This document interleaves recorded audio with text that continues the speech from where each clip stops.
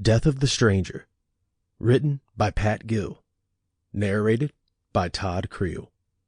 Release date April 30th, 2021.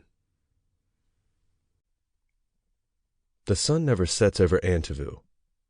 The first 6 words on the billboard that welcomed a visitor into the small town could either be taken literally or figuratively, and neither of them would be particularly wrong. Because of its location, Antaville experienced longer summers than most places, summers with longer days and shorter nights, so that while the winds of fall had begun to blow elsewhere, and the residents of that elsewhere had started to dress appropriately in their thick coats and scarves, Antaville residents would still be walking around town in their pastel-colored shorts or sundresses, the bright sun and clear days highlighting the mixture of colors that made up the beautiful town.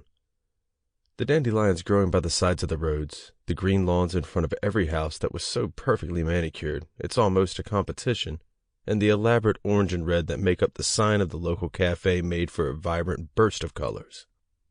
Also, Antaville was by all indications a very happy town. Legend has it that the first settlers of Antaville were 2 brothers who never once quarreled in their long lives. The belief was that the peace shared by these first settlers has governed the town, and is instilled in the current residents.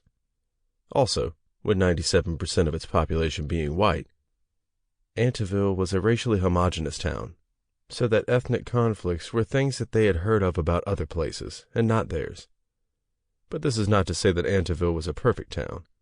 It was not a real-life presentation of the metaphorical land where milk and honey flow. It had its imperfections. There were, like everywhere else, the neighborhood no-gooders who sometimes took Halloween pranks too far and filled the exhaust pipes of their neighbors' cars with sand. There were also the usual squabbles, the book club fights, farmers' market disagreements, and even once a break-in. The residents of Antaville made up such a close-knit group of people that when such disagreements happened, it was easy to call all warring parties together and have them settle their issues amicably, thanks to the impeccable conflict resolution skills of those like Leon Thompson and Tom Wilson. Mr. Leon Thompson and Dr. Tom Wilson were 2 of the most respected and adored adults in Antaville. They were very different men, but they were similar in their charisma and in the degree of adulation that they received from the townsfolk. Leon Thompson stood an inch below 6 feet, but commanded the attention of a giant twice that height. This easy attention, respect, and adoration he got from the townsfolk benefited him greatly at his job as a high school teacher, so much so that he won the award for Educator of the Year in the entire state 2 years in a row. Leon Thompson did not let all of this get to him, though.